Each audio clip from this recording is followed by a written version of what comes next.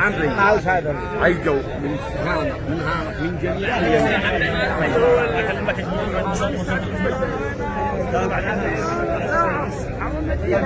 الشيخ خليل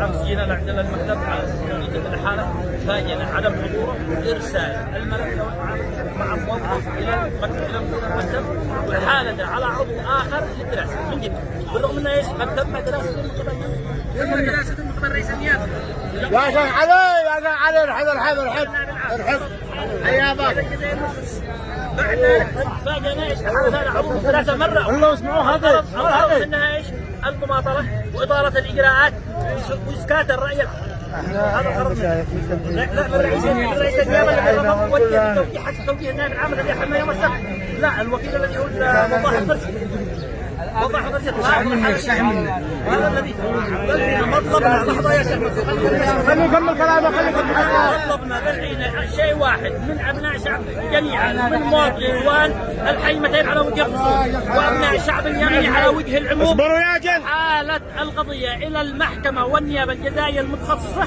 وسرعه السير في الاجراءات ومطلبنا محاكمه وعداله ناجزه على وجه الارض باسرع وقت وهذا الذي هو مطلبنا وهذا رزقنا ورزقنا وموقفنا ورزق ظهورنا هم انتم والمشايخ وابناء جميعا كل المسقط وشك باقي شاشات الجايين الحين مو باقي نائب العام وان شاء الله ما نرتفع من هنا الا بناء على التوجيه بالاحاله موجود الذي هو العباس العامل مشينا هي مكتب النائب جوهنا تشتو بس جينا نصيح ونفعلنا والله ما جينا الا خبر وعلم ما جينا الا الخبر وعلم احنا فلتنا اعمالنا وجينا معاكم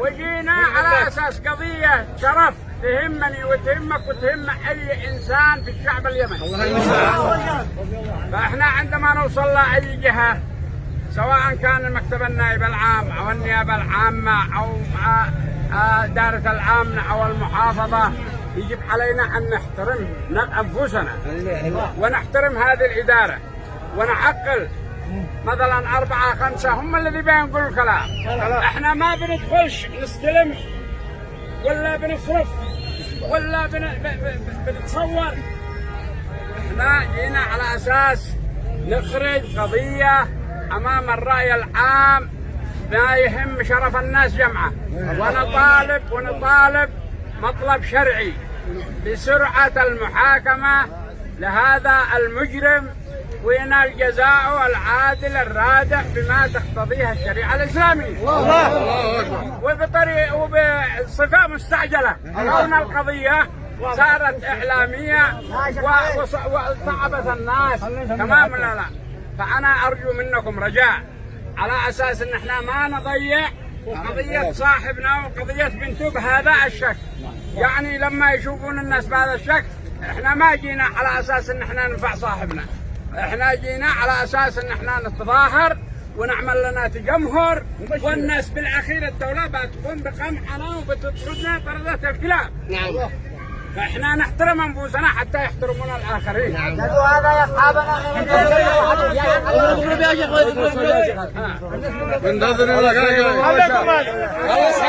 هذا موقف واحد الذي ما يعقل عاقله الشيطان وكثر الكلام كيل تراب. الناس تكلموا مع المحامي العام الاول ونائب النائب العام وتكلمنا معه بكلام مختصر مطالبه الناس بتحويل القضيه للنيابه الجزائيه المتخصصه وسرعة المحاكمة ليأخذ جزاءه العادل والتسكيه الناس. لحظة الأخ المحامي العام أنت التلفون وتكلم مع رئيس النيابة ونحن موجودين كلنا وبنسمع. قال له اليوم هذا الدكتور جميل اليوم هذا تمام. اليوم هذا تغلق الموضوع تماما، تنجز القضية اليوم تمام. واحنا واحد يقول لا حد يتحرك، واحد يقول تحركوا، واحد يقول اجلسوا، ما لحظة يا شيخ، لحظة يا شيخ. ما قالوا لكم الناس الكبار الذي بيجوا ويقولوا الناس ويتكلموا لا نكون كلنا نشتي نقع كبار. هذا لا، ما بالله من كبر يستمع. على عيونك. هذا ما عندي. خليه يكمل. خلاص كمل اسمع يا شيخ. احنا نحط كلامك على عيوننا ورؤوسنا، واحنا من ثاني العيد، واحنا من اداره الى اداره، ومن نيابه الى نيابه. الان احنا دعيناكم وشاهدنا الله وشاهدنا اليمن يعني قدوا العالم بكله.